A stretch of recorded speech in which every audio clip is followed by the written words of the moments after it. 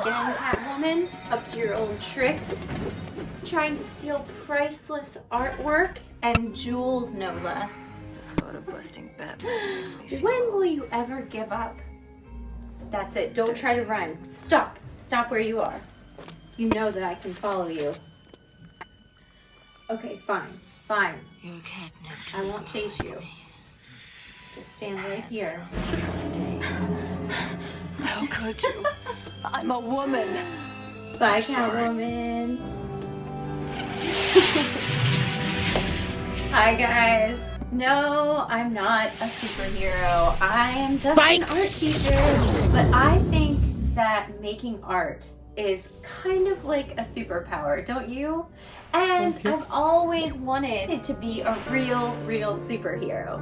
So, in this awesome Artrageous art lesson, we are going to learn how to use the elements of art to design your own superhero character. I also, of course, made some superhero costumes to go with my character because this project is just so much fun. The other reason why I wanted to do this is because March is Youth Art Month, and our theme is Everyday Heroes. So a hero can be anyone or any person that means a lot to you. Maybe they've done something great in your life. And you can find the qualities inside you that make you want to be the superhero that you've always dreamed of. So let's grab our powerful weapons of mass creation, aka art supplies, and let's find out how we can design our own superhero characters. I can't wait!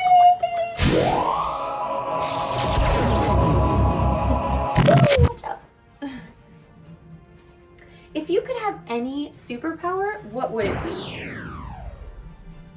Invisibility? I don't know. So what is a superhero to you? Well, most people consider a superhero to be a character who possesses abilities beyond those of ordinary people. Typically, they use their powers to help the world to be a better place. So they either protect the people or they fight crime. Now, when I think of superheroes, I think of comic strips. Comic books or comic strips emerged in the 20th century. They have started to evolve from then up until now into the modern age of comic books. Starting around the mid-1980s, they started to explode with new characters. Some of them were darker and grittier than ever before. Most comic book stories follow a certain structure. Usually there's an introduction of the context and characters, a conflict to be encountered, and then a resolution.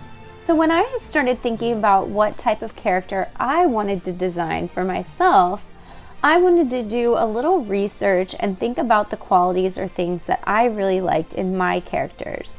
So here are some would you rather questions that are really fun, like would you rather sleep in Iron Man's suit or swim in Ant-Man's suit? I'm not so sure I would pick either one of those. But I wanted to start developing my own character. So here are some fun resources that I found that you're totally welcome to use. Like this funny picture where you can find out your superhero name using the first and last letter of your name. Using this picture, my name would be Phantom Fang. What would yours be? Not exactly what I was thinking of. So I went ahead and found a couple of different quizzes to take, and I'll put the links below. When I took these superhero quizzes, the first one came back as I was Thor. So I was most like Thor because he was basically a big teddy bear who's playful and lovable.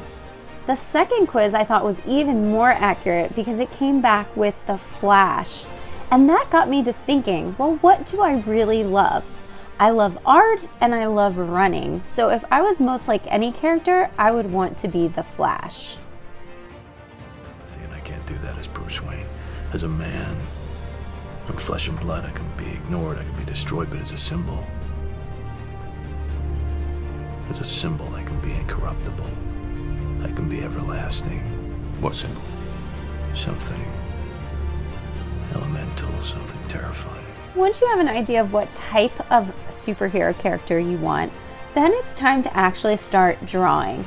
Now, if you've watched some of my other videos, you know I like to do a digital sketch first. So the first thing I thought of, if I wanted to do a digital sketch, I was going to draw a character kind of like what I've seen using the Bitmoji. Now, it would be super convenient if my Bitmoji already had a superhero costume that I could use and customize, but it didn't. So I took a picture or a screenshot of my Bitmoji, I added a mask, and then I imported the picture into the Sketchbook app on my phone. Now, using the Sketchbook app, I added some different layers on top of my Bitmoji, and I traced the contour lines on another layer so that I would have just the outline of my drawing. Now, this step can take a lot of time, but it is so worth it because once you have your Bitmoji traced or drawn, then you can really customize it and draw all kinds of different costumes or designs, and you can see what it looks like digitally before you actually put it on paper. And this is why I always like to do a digital sketch first to see what colors, costumes, and what things I want to add before I actually commit it to paper. Once I had my Bitmoji finished and saved, I made the background green so I could use it kind of like as a green screen, and I could add other backgrounds just to kind of see what I really wanted. Now that I have the cartoon version of my character, I wanted to move on to doing a more realistic drawing of my superhero character. So I found these two great, awesome books on Amazon Kindle. So they're ebooks that I use to help me with my actual drawing. Now, the way that I look at this drawing is it's basically going to be a full figure drawing. So we're going to be using lines, shapes, and space to help us draw our superhero character. So if you know how to draw a stick person, then you can start drawing your superhero.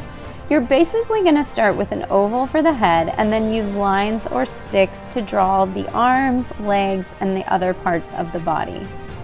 This step all with pencil first, just to make sure I got the parts of the body right. So there is a little bit of measurement to make sure that your proportions are accurate, and you want to think about what type of action or pose that you want your figure to take. The best way to show the action in the figure and the whole figure drawing is by doing something called gesture drawing. That's where you're very lightly sketching out the parts of the body and making sure that the proportions, the head, and all the parts are accurate in the space. Once you have your basic sketch for your gesture drawing, then you can start going in and focusing on some facial features and details. So you can actually start refining your lines, making them a little bit darker and adding things to it once you make sure that everything is in the right spot. This is also a good time to start thinking about your costume for your character. Now, since I told you I took the quiz and found out I was very like the Flash, I decided I wanted my character to look kind of like a rainbow art runner. So my character's name is going to be the Rainbow Runner, and basically the costume is going to look a little bit like Rainbow Brite. You're going to see that in just a few minutes. So this is one of the resources from the book that I found that shows you the proportions of the body. Using those proportions, the muscles, and the structure, it will really help you make sure that the parts of the body of your hero are accurate. When I saw this running example pose in the book, I knew I wanted to try this for my character. So using the shapes and the sketching and the outline, I used this pose to create my own drawing, but instead of a male figure, obviously I wanted it to be female.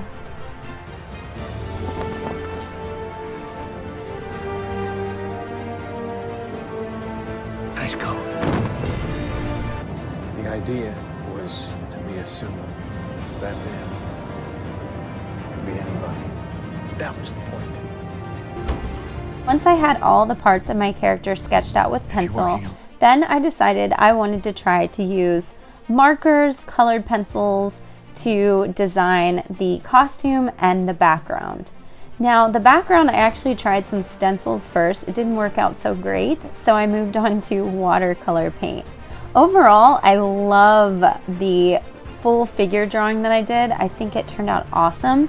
And I'm so excited to go on from here and actually start writing my origin story and maybe coming up with a comic strip for my Rainbow Runner character. So I hope you had fun learning all about how to design your own character. I love this quote from Batman. "It is not who I am underneath, but what I do that defines me." Isn't that deep? Comic book characters are so awesome. And so are you. So I hope you have an awesome day and good luck making your superheroes.